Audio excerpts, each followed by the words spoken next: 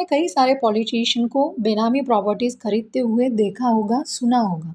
हाल ही में कर्नाटक से former prime minister Deve Gowda के पोते प्रज्वल रेवन्ना महिला उत्पीड़न स्कैंडल के साथ ही उसके द्वारा कई बेनामी प्रॉपर्टीज अपने ड्राइवर के नाम खरीदी गई। उस ड्राइवर ने वो प्रॉपर्टी उसको रिटर्न करने से मना कर दिया।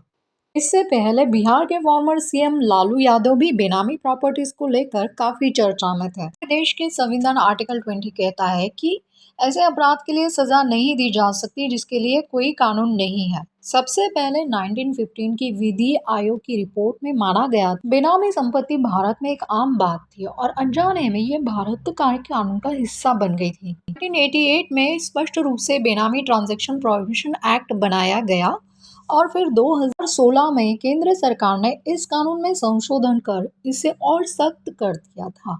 इसके अनुसार बेनामी संपत्ति का लेन देन करने का दोषी पाए जाने पर 7 साल तक की जेल और संपत्ति की मार्केट वैल्यू का 25% तक के जुर्माने देने की सजा का प्रावधान कानून में है।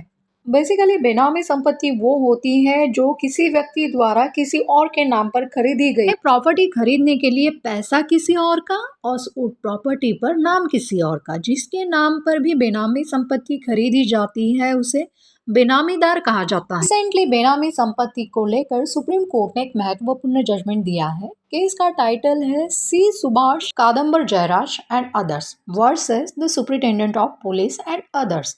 इस केस में रिस्पोंडेंट महिला एक गवर्नमेंट सर्वेंट थी और अपीलकर्ता के कहने पर जिसने प्रॉपर्टी खरीदने के लिए अपने पैसे दिए थे, लेकिन प्रॉपर्टी अपीलकर्ता के नाम पर खरीदी गई थी।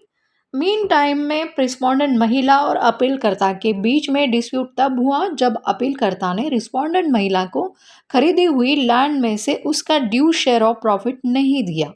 इसलिए उस महिला ने अपेलेंट के खिलाफ आईपीसी सेक्शन 406 एंड 420 के तहत क्रिमिनल कंप्लेंट रजिस्टर की, साथ ही रिकवरी के लिए सिविल सूट भी फाइल कर दिया। लेकिन सुप्रीम कोर्ट ने कहा कि बेनामी एक्ट के तहत इस तरह के बेनामीदार के अगेंस्ट कोई भी सिविल या क्रिमिनल प्रोसीडिंग्स फाइल करने का अधिकार बेनामी प्रॉपर्टीज खरीदने वाले के पास नहीं है।